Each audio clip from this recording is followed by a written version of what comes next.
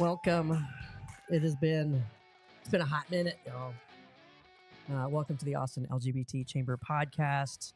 I'm Tina Cannon. I am barely awake. I'm your president and CEO of the Austin LGBT Chamber of Commerce. I am joined here with Colton and Amy from the chamber team. Welcome, y'all. Good morning. Hello. Do you hear those allergies? It's real cute. I just thought maybe you had like an OnlyFans account and you were still in recovery. No. What? No. Wow. Y'all, it's super early. Thank you for listening. Thank you for tuning in. For us, it's super early, and it's off of the tailwind of just a crazy experience. We'll get to and talk about that. But as always, this chamber podcast talks about business news in and around the area, some chamber news and headlines that are going on. But just generally, how are y'all feeling? Feeling better today. Yeah, a little bit of Got a couple hours sleep. Mm. Trying to get back in the groove. I don't know how to dress anymore. Like, I feel like I've been through, I thought there was only 4 seasons that we experienced in the last 2 weeks, but bring your sunglasses, bring your sweatshirt, bring your shorts, bring your umbrella. Yeah. Probably a change of socks. I remember when I was a kid, I would always watch these women who are now my age always have like a jacket over their arm. And I'm like, where are they going that they need a jacket over their arm all the time? You just never know. I totally get it now. Yeah. And I hate it. Yeah. And really, it's like when you go in and out of buildings and you're freezing inside of a conference room somewhere because every guy has a freaking suit on. Mm-hmm. If they would take off their jackets and just wear the shirts, then the rest of us wouldn't have to carry around old lady jackets. Nothing but sweat under there.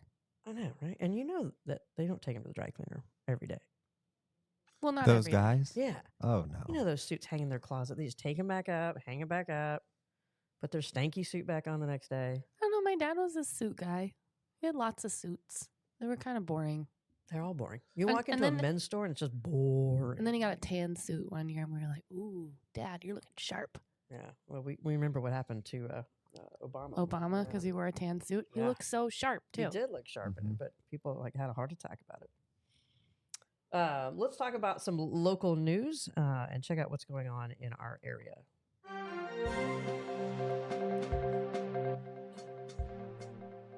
The city of Austin City Council hired their city manager on Thursday. They approved an employment agreement for Mr. T.C. Broadnax with a salary of $470,000. He'll also receive an array of fringe benefits, including $5,000 a month for housing allowance for 6 months to offset any costs of a temporary residence, relocation and moving expenses, cell phone stipend, and quote, an executive allowance. We don't know what that means. Broadnax does bring 30 years of experience in local government. He has been the Dallas city manager since 2017, although he did resign the role in February under pressure from the Dallas City Council, having a tense relationship with some of the council member over the years, making it difficult for Dallas to accomplish anything. Dallas mayor and 3 city council called for his firing in 2022 amid vacancies in the 911 call center, delays in building and permit office, and he was criticized for his handling of millions of deleted Dallas Police Department data files, including evidence investigations. The Austin Monitor has a much more in-depth read on this article. So, I mean, he comes to us with a little bit of baggage.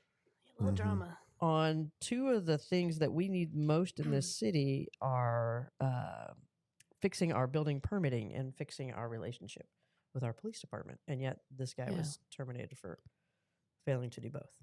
Most importantly, like an attraction for, I think, the police department to be fully staffed, which helps so much.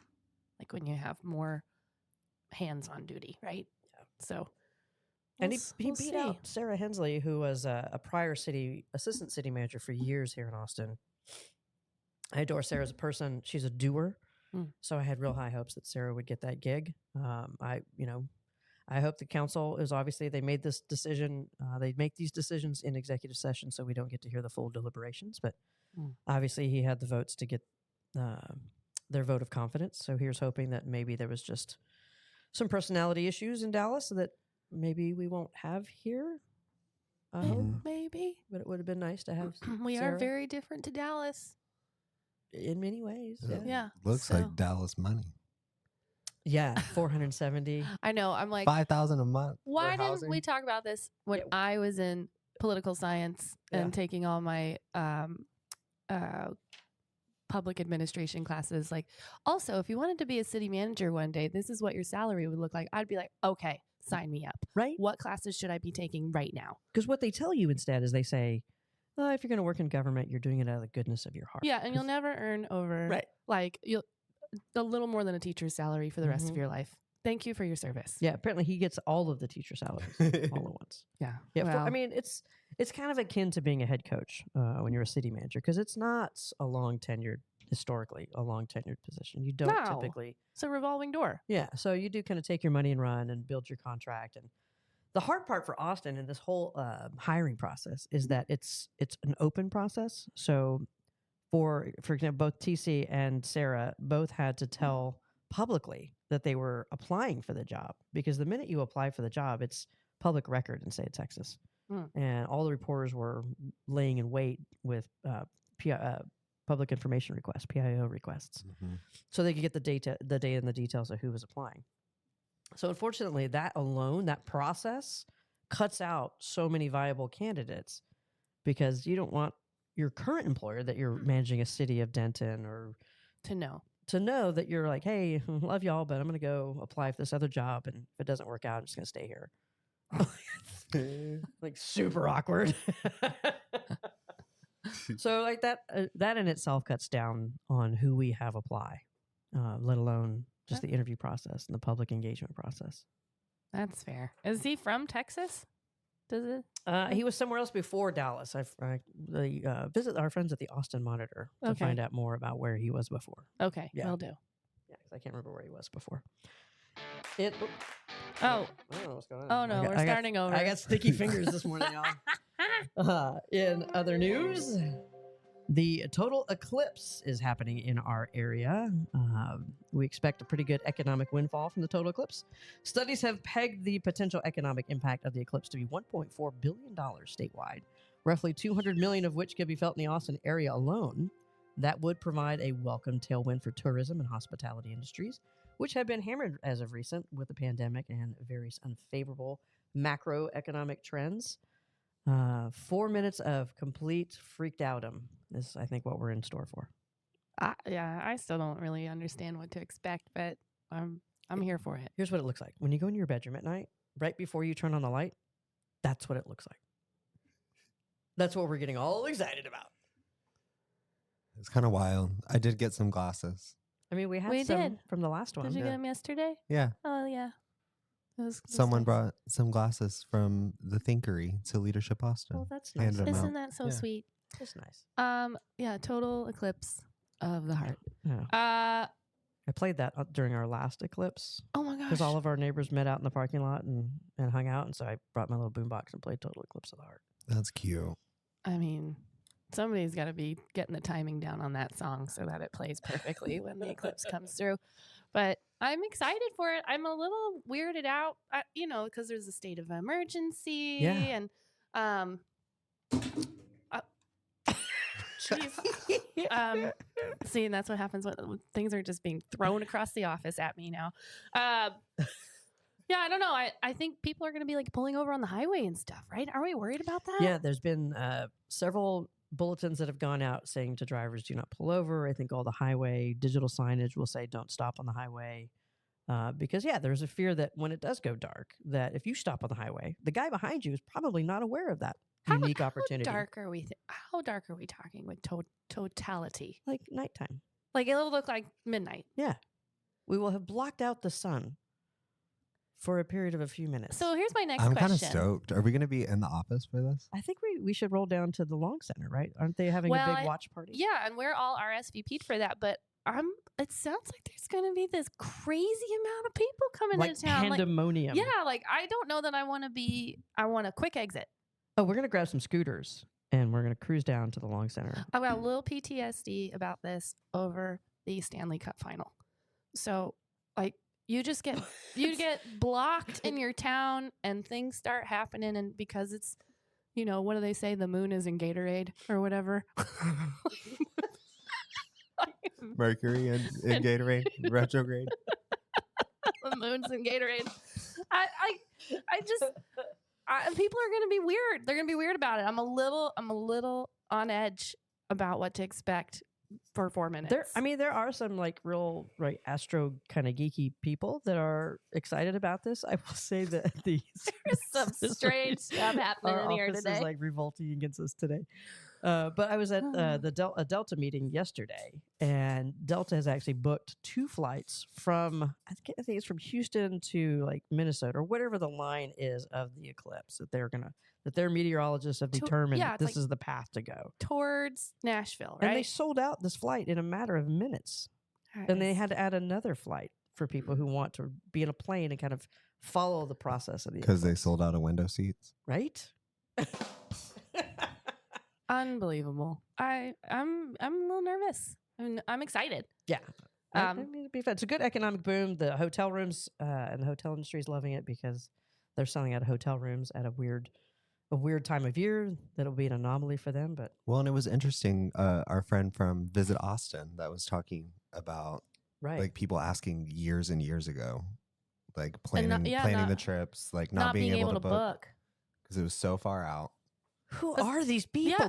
These are the ones that scare me. Well, most of my friends who are really into this are all Airstream owners. So like they're real into it. Like there was another one years ago up in Wyoming, like in the Ozarks or something. Totality Eclipse, and they're like groupies.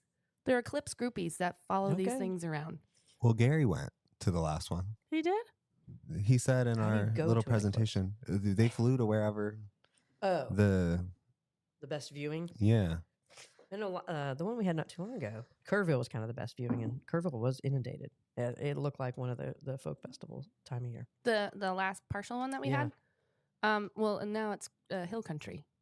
It was like San Antonio had the best view, but now it's total. So my question is like for next year, as we lap around the sun, it's not going to happen for 300 more years. Well, will there be like another partial the other way? Yeah, I'm not that. I'm a nerd. I'm not that level of nerd. Well, like it would make sense, right? That it would be on the other side. But we're not. It's not a constant, exact same rotation. There is a slight variation to the angle of our rotation. Sure. And that's why it's every couple 100 years. Let's bring a guest on. Let's to not. A future you know podcast. What? Let's just not. I know. I'm like, well, Bill Nye is coming to Austin for the eclipse. Oh, that's great. Can we get him on the show? He's coming back. Huh? He's coming back? He's coming for the eclipse. At the Long Center? At the Long Center. Oh, you're kidding. Okay, I'll be there. Yeah. Well, I don't know if he'll be out on the lawn, but...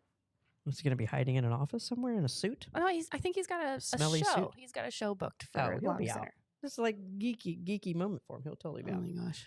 All right. In other fun news, the women's NCAA was the most watched in history. That is so uncomfortable for me. So Amy is having consternation about me calling it the NC2A. It just sounds like you don't watch sports at all. Sport ball. NCAA. NCAA. Go sport. NAIA. NCAA. I'm just old school. It's 2A. That's not old school. That's no school. I love it. But it was the most watched. I confess I didn't watch it. But yesterday I was sitting at a hotel bar in Atlanta, and there was a bunch of old pilots because it was an airport bar, and there was a bunch of old pilots sitting around the bar, and they were talking, hey, how the Bengals doing, talking their sports, the only thing that men can talk to each other about. And they were going on and on. They like in-depth knowledge of like, is the kicker coming back? And I'm like, good Lord, people, just watch the game, just chill.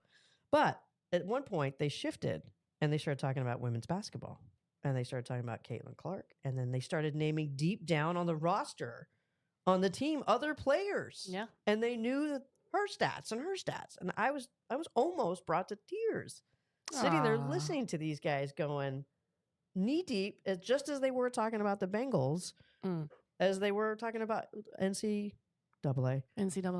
women's basketball. Times they are Division changing. 1, and even like the other divisions are being watched too, which is it's fantastic. Yeah, it's almost like women can play sports. What's fascinating to me too is in the past years, there was like I think in my lifetime, the Duke scandal was like the biggest one as a kid for me. And then Baylor had their scandal. Yes. And it was always men. And now women are pulling their socks up and they want to meet the boys halfway. And they're getting involved in like criminal activity too. And they're losing their spot on rosters because they want to be tough gals, which I'm like, well, we've made it. This is what equality looks like, y'all. Yeah. I don't do sports, but women's sports is much more exciting to me. I'm ready to see the headlines with some like badass female crime boss on the East Coast. That's just like so there for that. You don't even know. And it should not be celebrated, but I also want to be like level of equality. Yeah. Like there you go, y'all. Yes, like a Brenda Soprano. Mm-hmm. Yeah, exactly. So, all right, gals, but also tone it down because we're trying to set an example. I'm really excited. I'm actually going to try and tune in. I think there is a game later on today. I think Iowa takes on UConn. People are coming for Caitlin. Yeah, but there's another guy, and this is, again, I should be paying more attention. But there's a good rivalry set up. It's great. It's great for the sport. It's great for women's professional athletes. It's just great all around. It's great for the game. Yeah. I'm excited for it. And that takes us out of our local headlines. But what do we have going on for the chamber? What's coming up? Well, we have a luncheon next Wednesday at Kirby Lane Northwest. It's going to be so good. Everyone pre-selected their menu options at registration. Lots of tasty options. We do have a couple spots left, not very many at all. So if you would like to join us, please register now at austinlgbtchamber.com and click events. Kirby and then that same evening, we have a ribbon cutting at City Limits Subaru. Subaru, the official car of lesbians. Oh, yeah. Yeah. I was like, sorry, my calendar looks like just my pocketbook threw up on my calendar. And Your pocketbook? My pocketbook. Okay, Granny. Your trapper keeper? Yeah. Look, my trapper keeper got us through Ireland. Also, the ribbon cutting is going to be super cool because it's going to be all the chambers. We love when this happens. So it's going to be down in Buda at a new dealership right on the border of South Austin and Buda. Slick. Yeah. Love it. And they have a dog park and a stage. Well, it's Subaru. Yeah, they're going to have a dog park. Love it. They know that their consumers bring their dogs to shop for cars. Dogs, they have to check them out. But everybody brings their own ribbon. And wow. Yeah, so it's going to be line up, get your photo, come on out. There's going to be refreshments and food, and it'll be a good time. And I'm sure great deals on Subarus. And I'm sure great deals on Subarus. I'm really hoping to walk away with a Subaru that day. Like, I'm here for it. Ashley, are you listening? Yeah. And then we have other things happening too. Yeah. Then we have a happy hour on April 18th at Swallow Wines. Hold on, Round Rock. I'm swallowing. Hold on. Long time coming. They're super excited for this. Long time coming. It's been like a year. We are traversing the region this month. So come join us down south in Buda, up north in Round Rock. All kinds of things. And reach out to us for a ribbon cutting. If you've never had one and you're a member, give us a shout because May is looking pretty okay right now, calendar-wise. Good. So it fills up quick, though, y'all. Like, none of this last-minute ribbon cutting. Oh, don't do that to me, please. No, for sure not. So this group, we just came back from our inner-city trip to Dublin, Ireland. And then we spent, I forget the numbers. I just put it into a wrap-up email, but it was like 21 sessions, 23 speakers, 20-some-odd attendees, and 8 different venues. We visited offices of, or had involvement from the Bank of Ireland, Ernst & Young, also known as EY, RSM, Deloitte, Indeed, Dell Technologies. Ivy Gardens hosted us. Ivy Garden Hotel was lovely. IDA Ireland, yeah. And of AmCham. The American Chamber, which I didn't really know was so big there, but it's pretty large there. Yeah. But it's all about how to do business with. It was all about how to do business with to and from Ireland. We spoke to a lot local American-based companies that were there and had a good time. I think people got information about how could you possibly, what banking laws look like, tax laws look like, immigration status for you or your employees, or how could you and what route would you take? Who would you call to even start the process of thinking about doing business with, to, or from Ireland, being the only English-speaking country in the EU. And outside of that, we had a lot of fun. We had a little bit of fun. There's a few pubs in Ireland. So. I mean, where? Yeah, we found a couple. I mean, just one or two. Yeah, they were all right. Yeah, no, I'm a big fan of Devitt's. I know. Big fan. Yeah. Loved it so much. We kept going back there. I was there every day that I was in Dublin. Oh, shoot. Yeah. I might have been too, actually, now I think because we loved it. I think some days we were there a couple times. It felt like, live music every day is really a treat. Yes. And it was, always a different crowd, different style of music. Loved it. Yeah, one night we went and it felt like the second floor was about to fall through because there were so many people jumping and dancing to the live music. Yeah. It was fun. Yeah, good time. Good people. Everyone was so friendly. So friendly. It made you forget that the weather was total and complete shit. I mean, it's to be expected. It was like a constant spit in your face. Just wet. But also bring your sunglasses. We talked about this. Yeah, you could be walking down the street and putting your coat on and off before you get to the end of the block. And I need to invest in a new umbrella. Oh my God, that was so funny. So Colton was walking down the street in his adorable London Fog style coat and precious boots, and he just looked like the epitome of somebody who was local. He just had the vibe, had the look, and the wind picked up. His umbrella turns upside down. And what was the sound you made? I was like, I don't know. I don't think that was it. My voice is a little. It's my little gay scream. It's the same one I do on anytime I'm riding the scooters. The whole way. So good. You became the rain catcher instead of this. Yep. Colton got his first real international trip in, and so much had fun. So much fun, really, and transportation there. Pardon my language, but shits on our transportation from a great height. Yeah, it was great. It was great to be able to move around and have intercity rail everywhere, bus systems, and people who were just really acclimated to using it. And it was professionals mainly who were using it. And it's just a flip that hopefully we start to make here in Austin in the next decade. Yep. Or so. But as always, we thank you for joining us, and if you want to become a member of the Chamber or join us for some events, visit us at austinlgbtchamber.com. If you want to be a guest or a sponsor, you can email us at info@austinlgbtchamber. Be sure to check out past episodes of the show. Follow us and check out new episodes each Friday at noon or wherever you get your podcasts. Thanks, and we'll see you next time.